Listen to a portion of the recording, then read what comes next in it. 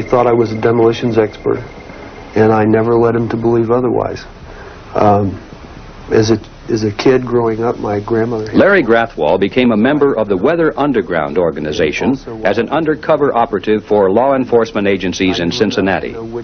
His role within the organization was to carry directives from the Central Committee to the operating units in the field.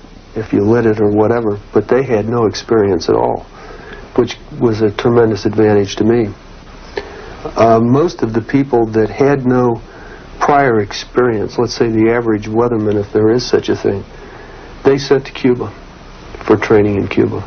When the Venceremos brigades were first being organized, I had a part in that. Myself and a guy named Robert Burlingham were assigned the responsibility for organizing the 1st and the 2nd Venceremos Brigade in Ohio.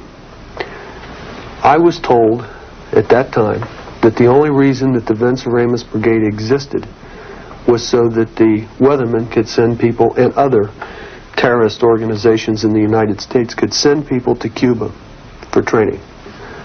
Also, Tricontinental played a significant role in weatherman activities. The leadership was in constant contact with Tricontinental, and that particular organization is funded by the DGI.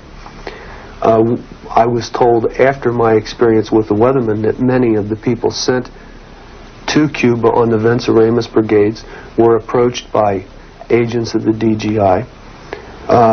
And I also know that the DGI is controlled by the KGB. I brought up the subject of what's going to happen after we take over the government. You know, we become responsible then for administrating, 250 million people. And there was no answers. No one had given any thought to economics. How are you going to clothe and feed these people? The only thing that I could get was that they expected that the Cubans and the North Vietnamese and the Chinese and the Russians would all want to occupy different portions of the United States. They also believed that their immediate responsibility would be to protect against what they called the counter-revolution. And they felt that this counter-revolution could best be guarded against by creating and establishing re-education centers in the Southwest, where we would take all the people who needed to be re-educated into the new way of thinking and teach them how things were going to be. I ask, well, what is going to happen to those people that we can't re-educate, that are die-hard capitalists? And the reply was that they'd have to be eliminated.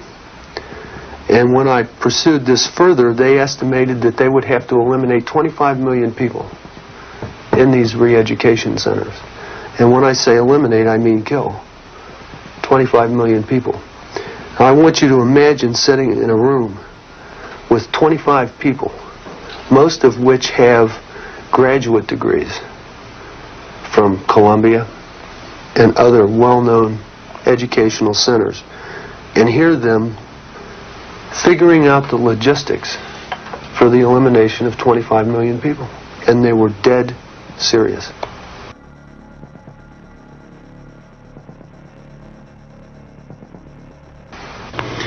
Very few of these diplomats, journalists, trade missions and so forth do not have, very few members do not have an espionage role here in this country. They have never wavered from their objective of world domination. Congressman Lawrence McDonald has been an outspoken advocate of improved national security, and he has devoted hundreds of pages in the congressional record to documenting the internal threat of espionage, subversion, and terrorism. Yes, we are at war. Very definitely. We have been at war. It's an economic war. It's a war of subversion. It's a war of espionage. It's a war of ideas. And it's a war of terrorism and infiltration. Is it as serious a war as it would be if there was an exchange of nuclear weapons? No, the type of war we are in is far more sophisticated than an exchange of gunfire or nuclear weapons even, because it's a war of attack upon institutions. It's a war of attack upon every segment of a society. It is total war.